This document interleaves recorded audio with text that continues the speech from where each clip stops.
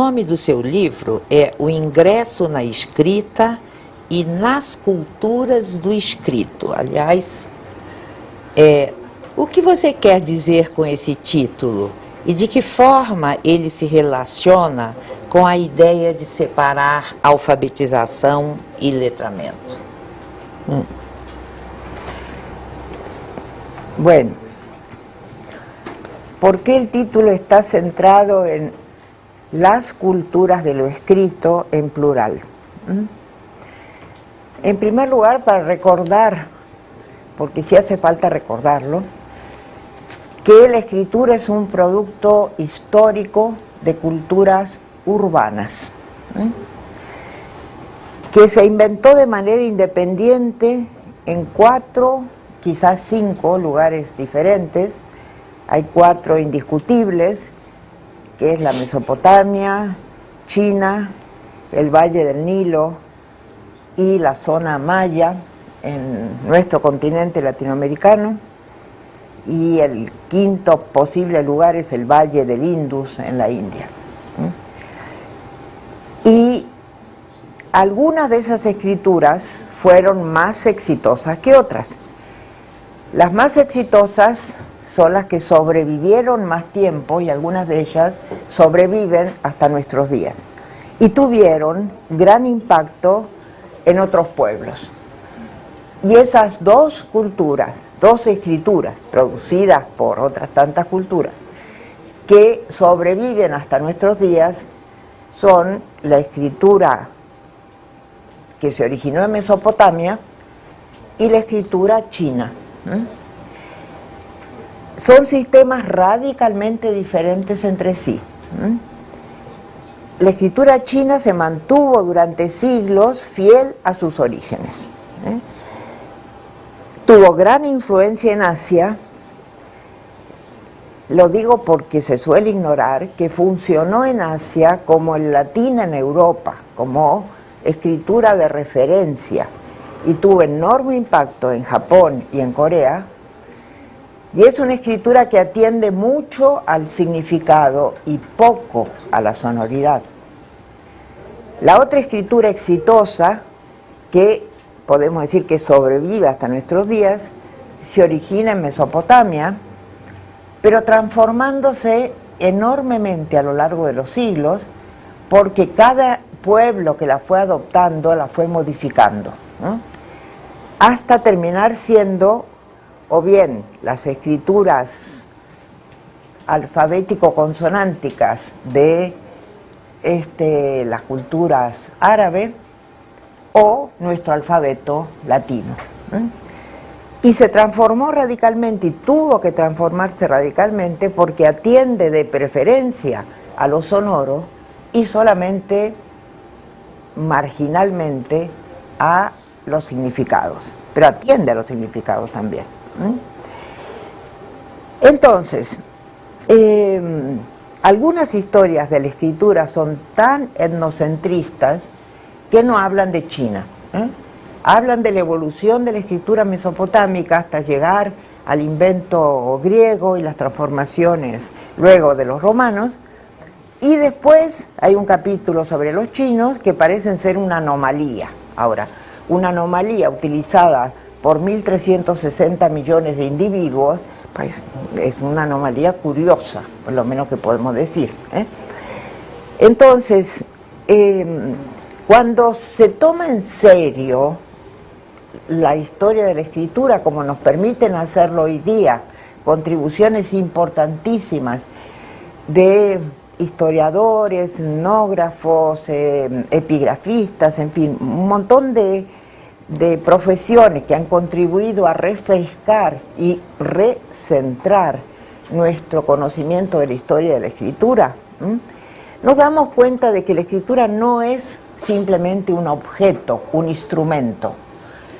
No es como la cuchara o la rueda. A colher. A colher o a roda. Sí. Es mucho más que eso.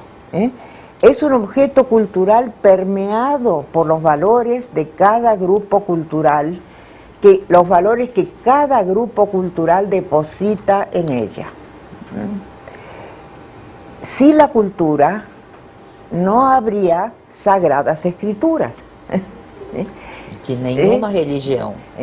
Y las religiones del libro nos presentan las sagradas escrituras, que son libros escritos, pero con tal valor cultural sobreagregado que se convierten en objetos absolutamente sagrados.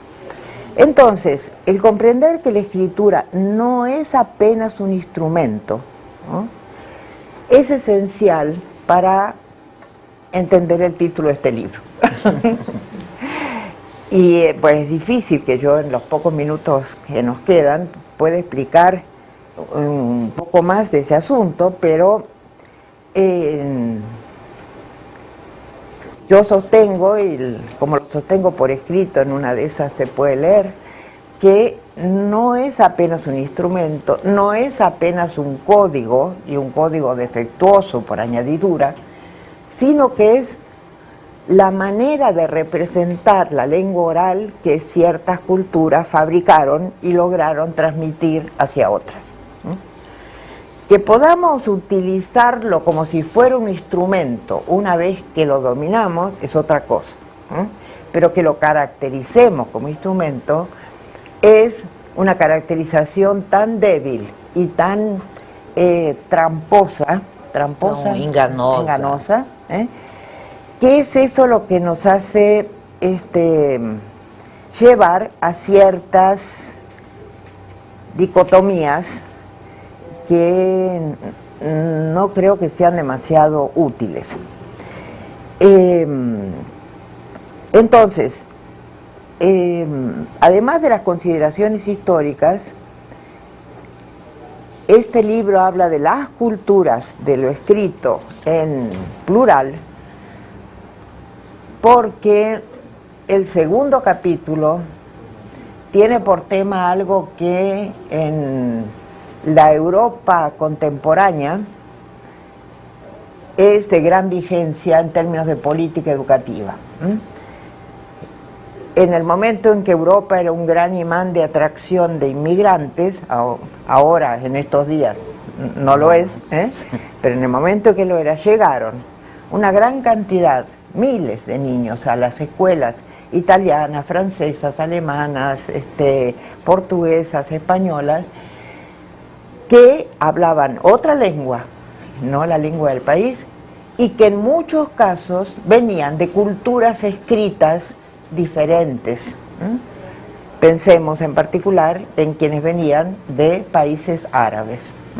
Bueno, ¿qué hacer con esa cantidad de inmigrantes que llegaban? La primera respuesta de las mejores educadoras europeas, y las hay buenísimas, fue: no estoy preparada para esto. Jamás en mi formación tuve que enfrentar este tipo de problemas. No sé cómo hacer, pero tenemos que aprender a hacerlo. Y aprendieron hasta llegar a experiencias fantásticas, como algunas que he podido ver directamente en el norte de Italia.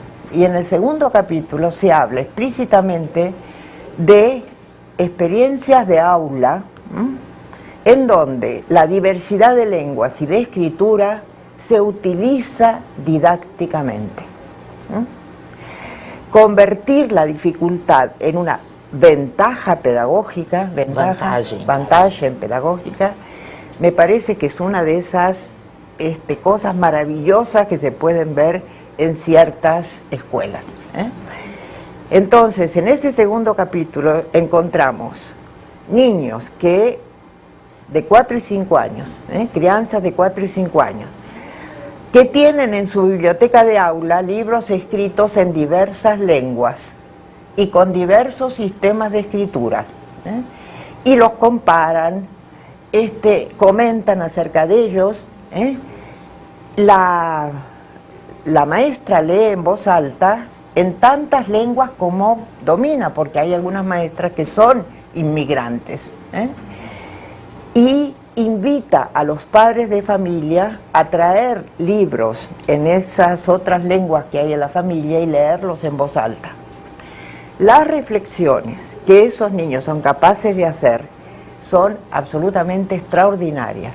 La reflexión metalingüística en un estado así de fascinación total, ¿eh? Y cuando se enfrentan al problema de la traducción, se enfrentan al problema de saber si este libro traducido es el mismo libro, si el personaje traducido es el mismo personaje, y si la historia sigue siendo la misma después de un proceso de traducción. Bueno, las maestras no esperaban que los chicos fueran capaces de reflexionar sobre la traducción en preescolar. Ocurre que, asumiendo la diversidad lingüística y de escritura, se registró que sí son capaces de reflexionar sobre la traducción a esas edades. Entonces yo digo, mire, todavía estamos por descubrir quiénes son los de 4 y 5 años, y las posibilidades de reflexión que tienen. Entonces,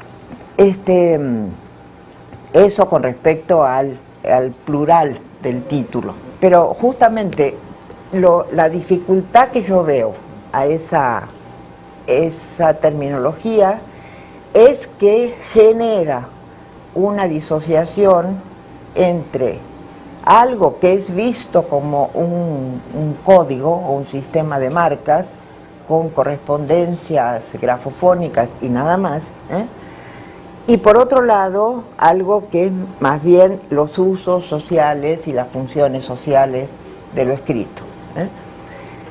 Entonces, el problema que yo presento es que, primero, la escritura está mal caracterizada cuando se piensa que es un código, y la cosa no se resuelve diciendo que hay que alfabetizar letrando y letrar alfabetizando, porque una vez que generé dos términos, las expectativas del medio educativo es que haya dos maneras distintas de abordar esos dos componentes, digamos, y que algunas se sientan educadoras alfabetizadoras y otras educadoras letrantes, o no sé cómo se llamaría ahí el término.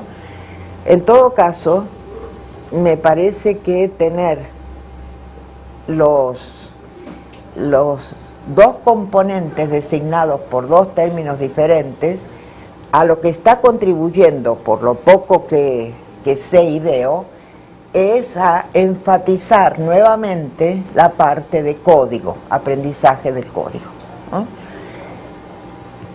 Claro que, por otra parte, debo reconocer que algunos de mis mensajes escritos, orales, a pesar de mis esfuerzos, fueron considerados como que yo soy espontaneísta, es decir, que las crianzas aprenden todo sozinhas, y que la tarea del adulto es sentarse en una poltrona a contemplar el espectáculo del desenvolvimiento. No, yo nunca dije eso. Las educadoras no son espectadoras, y tienen que descubrir cuál es su rol y ejercerlo profesionalmente, y ahí viene el problema, en el profesionalmente. Mientras sigan diciendo, dígame qué es lo que tengo que hacer, no estoy hablando con un profesional. Un profesional tiene que dialogar desde su oficio, y debatir desde su oficio, con algo que sea argumentos, y no simplemente decir, esto funciona, esto no funciona.